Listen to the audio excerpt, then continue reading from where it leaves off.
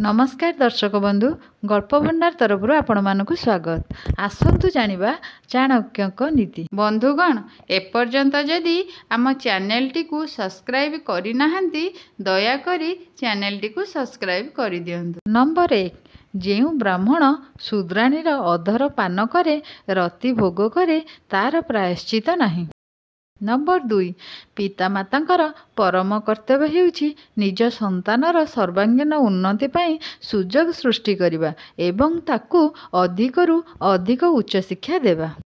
Number 3 संतान को अधिक स्नेह कले ता भितरे अनेक दोष देखाई दिए, से अधिक जेदखोर हो जाए। कठोर व्यवहार कले मध्य संतान खराब हो जाए। एणु संतान एवं शिष्य को जेतिकी कठोर व्यवहार करिबो सेतिकी स्नेह श्रद्धा प्रदान करिबा उचित। नंबर 4 पितामाता और गुरुंक उपरे संतानर भविष्यत निर्भर करे।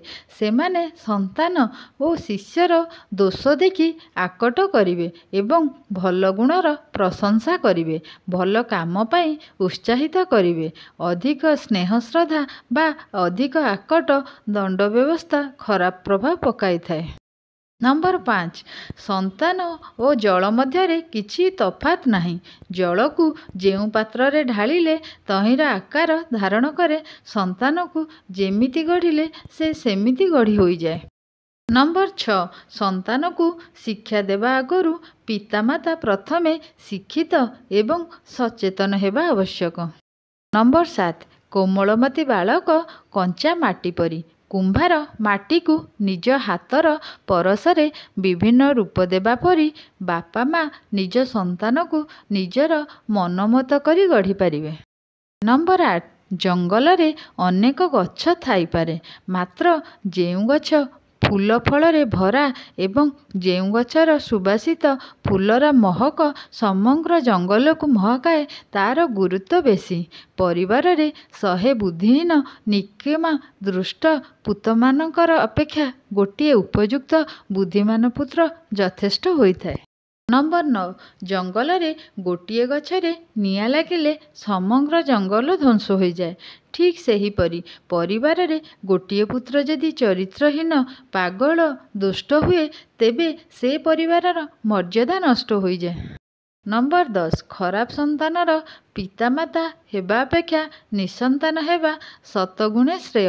अंतत दुष्ट पुत्रर अजथा बोझ अपमान तो बंची हेब। नंबर 11 जिए गुप्त कथा लुचाई रखे से सफलता पाए। नंबर 12 मनीष पाई तार मूर्खता ही अधिक दुखदायक। नंबर 13 बाहर चेहरा देखी काहाकू मूल्यांकन कर नहीं, ता भीतर गुण को देख। नंबर 14 बयस बढ़ीगले रूपर महक मौली जाए। नंबर 15 स्वभाव देखी देवता सज्जन पितामाता संतुष्ट हुअंती। नंबर 16 बंधु बीरदर भोजन रे पंडित ज्ञान अर्जन और वितरण रे देवतागण पूजा रे खुशी होइथांती। नंबर 17 जेउ परिवार रे खराब चरित्रर नारी मुहखोर चाकर थांती एवं जेउ घरे साप बास करुथाए से परिवार रे केबे सुख शांति बजाय रहे नहीं, सर्वदा लड़ाई झगड़ा हुए, दुख रही थाए। नंबर 18 परिवार प्रकृत सदस्य सेई जी दुख और सुख खराब समय आसिले निजर धैर्य हराए नहीं, निष्ठार सहित परिवारर मंगल कामना करे।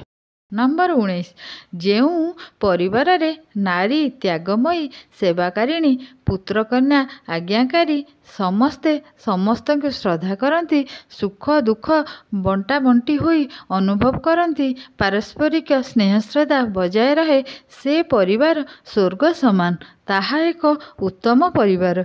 से भली परिवार रे शांति केबे व्याहत हुए नहीं। नंबर 20 निजर बोकामी पागलपणिया पाई मनीष दुख पाई थाए।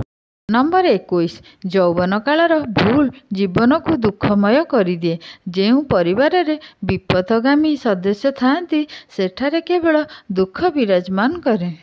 नंबर 22 विज्ञ दूरदर्शी पितामाता निज संतान को उपयुक्त शिक्षा प्रदान करने आवश्यक। उत्तम शिक्षा संतान को उचित मार्ग प्रदर्शन करिथाए। नंबर 23 संतान परिवारर नाम को उज्जवल करिपारे। उत्तम गुणवान निष्ठापर विवेकवान गुणग्राही संतान परिवारर मर्यादा को बहुगुणित करिथाए। नंबर 24 जो बाप माँ निज संतान को शिक्षारू वंचित करिथांती सेईमाने ही निज संतानर प्रथम शत्रु। दर्शक बंधु भिडियोटी जदि भल लागिबो निश्चिंत गोटे लाइक करिदेबे। नंबर 25 मूर्ख संतान बड़ हेबा परे ता मनरे हीन भावना जात हुए। अन्यमानक आगरे से निजको असहाय मणे बाध्य हुए विपथगामी हेबाकू। नंबर 26 मूर्ख पंडितर दरिद्र धनीर व्यभिचारिणी कुलबधूर विधवा साधवार शत्रु होई अनिष्ट कामना करिथांती। आजिर भिडियोटी को मु एहिठारे समाप्त करुअछि।